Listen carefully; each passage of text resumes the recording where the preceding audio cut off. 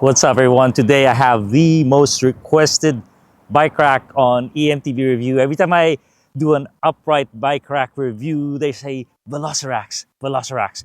And I finally have one, and I'm going to give you the honest scoop on it, and we're going to take it on a road trip a little bit later.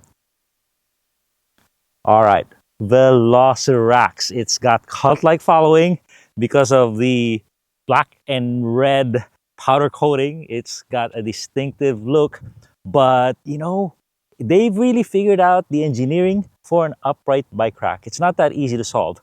But first, why upright bike rack? Because you have a lot of bikes. When you have a lot of bikes, you can't be stacking them back behind your car, because as you add bikes to the back of your car, you're adding leverage, right? So about 3 e-bikes is the limit. I've tried 4 e-bikes on a very sturdy Yakima rack, and it did not look good every time I hit a bump. That thing would go wham. So the thing with an upright bike rack is all the bikes, all the weight is a constant distance from the car. It doesn't get any farther than this. And the heaviest part is here, really. So it's not that far from the car. So this one is called the Max. We blame e-bikes because they have higher demands, and they've addressed the situation with the Max line. The Max line goes from 3 bikes to 7 bikes. Can you believe that? And I don't know if I trust seven bikes on your hitch, because it's got tongue weight to worry about. So this one is the 6-rack version. It is $1,180 right now. It's got a little higher retail price, but that's the price right now. And let me tell you, I just got it. I just started, doing my road test, my typical road test where I test all bikes and all racks, and it's doing pretty good. What they improved is higher capacity. Now it's got 300 pounds capacity for the 6 bike rack. Each tray can hold 100 pounds. 100 pounds, right? So they really optimized the trays. Everything is beefier. The structure is beefier. The straps are beefier. It's got a lever that's quite big now. So it's easier to access, and you got a little more leverage, when there's weight on it. So it still has that suspension system that they have, where it's got shocks helping you. But let me tell you, it works totally different from the Thule rack that I have. It works the opposite. So I'm not sure if I like it, but I'll let you be the judge on what is going on. So what I want to do right now is maybe take a bike off and put a bike on, and at least you can see exactly how this works. All right, so we have 2 straps, and they're very heavy duty straps now. And I was like, am I that weak? Where I said, the people on the video look like they have an easier time, and this strap is legit, okay? So you take the straps off. As long as you have optimal height for your hitch and your rack, then you have a very easy time of doing it. And no, you don't just pull the rack off, like the bike off like this. You can, but they really have an innovation, which is they have a tilting mechanism. And here is where the suspension works out. I just press this down, and boom. Look at that hydraulic suspension, right? So I took the strap off earlier. It didn't really affect much, but maybe you take it off later. But now all you need to do, look at the tire. It's about 2-3 inches from the ground, and all you need to do is maybe roll it back, maybe hold that rear brake, and then boom. Oh, that didn't even feel like 2 or 3 inches. So right there. How easy was that, right? So now, so your kids can do it, because they don't have to drop the bike or lift it. The suspension really helps you descend it, so it makes it much safer, and anyone can just hit that lever. And notice I didn't unweight the rack, I just hit it. So there's a little bit of friction, and bam, it went down. So how do you put a bike on? Easy as pie again. This is a 44-pound bike. We have about 200 pounds of e-bike right now, 4 e-bikes on this rack. And I really was not concerned. I was confident. So here you back up the bike, hold the rear brake, and now you have a wheelie.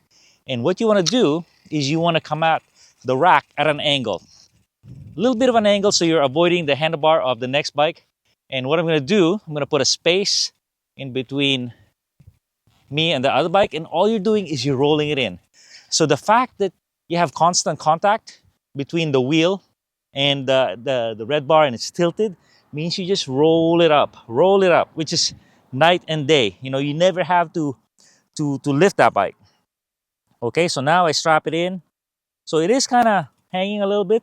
My Thule didn't do this. Oh, my Thule had a little basket receiver, so it kind of held it in place. So this one hangs a little bit, but you just, the strap will get it in, and then you put some tension in here as much as you want, and then boom, right there. And then strap the top. I wish that the top strap was a little bit longer so you have more of a grip. So Velocirax is kind of interesting, kind of strange, where they give you straps, rubber bands, big rubber bands to hold your rear lever, your front brake lever, even your rear, and activate them like this while you are driving on a long drive. And what they say is there's going to be less movement. But I'm like, I don't know. I don't know how necessary it is, but it's good that they thought of that. I'm not sure how necessary it is in this current basket system and this strap. It seems, you know, it seems pretty sturdy. I think the brake will prevent any of this. Oh, I see. So it'll prevent any of this movement. But since we have a pretty beefy strap, I think we are okay. Let me push it back, and maybe you'll see the weakness of this rack, which is it's not like a garage door like my Thule, where it is making it weightless. So I do have to get my leverage, but luckily it's low enough.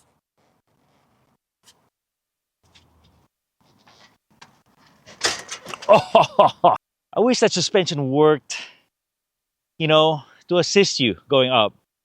Maybe assist you going down, assist you going up. That would be pretty cool, right? You know, not too much to ask. But there you go, Velocirax. What would be the weaknesses? I would say, you know, not a lot of clearance right here. So you don't want a high hitch because then the bikes will be too high. This seems to be the ideal height, but this might bottom out. There's no angle to it. And there's no adjustability on the basket too. I've heard some people, you know, the bikes are too high and they wish they had an Alterac where you could adjust the height of the baskets, the height of the bikes. But there you go, $1,180. It's pretty cool because you're getting a lot of bike rack here. 6 bikes, and this thing is sturdy.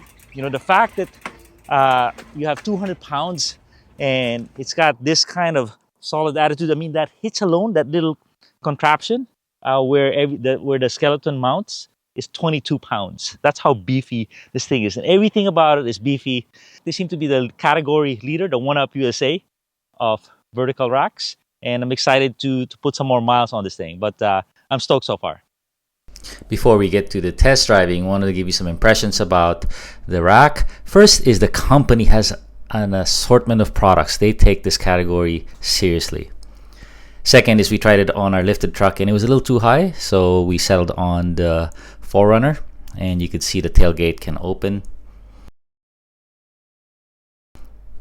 And here they ship you an $80 wall rack mounting system for storing your rack, and you can also use it to store your bikes. And finally, there's a feature called camp mode where you could put it down and use it as a rack for your bikes when you have a lot of space camping. Now let's get to the test driving. So what we have is a set of 4 bikes, 4 e-bikes, about 200 pounds, 2 55-pounders right here, and we are gonna go on our very sharp speed bumps. These are the harshest speed bumps we could find, and we'll give you 2 angles, one from behind the car and one from the street, and then boom. And that's pretty darn good. So that's movement right there. But bear in mind, this is 200 pounds and it is stable. You know, you expect a little bit of flex, but nothing uncomfortable. So this is nothing like what we experienced when we had a tray rack that extended far out from the car. So very good, very confident, and confidence inspiring. The fact that it can handle 300 pounds, 6 bikes, you know, you want to be well within the range of your rack and have a little bit of room in case it gets really rough, right? Especially if you're on the wrong road trip. So very comfortable here. And now we're gonna get on to some angles. So we'll hit these bumps at an angle, and this is quite stressful because not only front to back but side to side as well. You could see some of our lesser racks just go all out of whack on this test. Even the hard turns too make some sway. And then right there, angle, boom boom, left right, front back, and all the bikes are in place. The brake lever straps are not installed, and it seems fine. All the bikes are very secure, not touching each other. A little bit of movement, but nothing that would make us worry. And it's it's a new experience, to have 4 e-bikes and take it to our local trail called Demo Forest, which has a very rough asphalt road. Look at that. These guys, they're from Utah, and they take it on dirt roads, so they've tested this rack. And this is the Max version. And now we're gonna go on the freeway.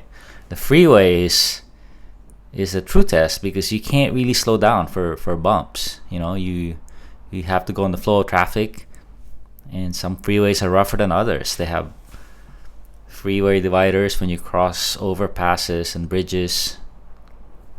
And right here, as we exit, we're gonna have a very rough patch, but we're going about 65 miles an hour. At higher speeds, the forces are amplified. So this is a good test where I'm actually seeing all the movement. If there's anything unusual, anything touching.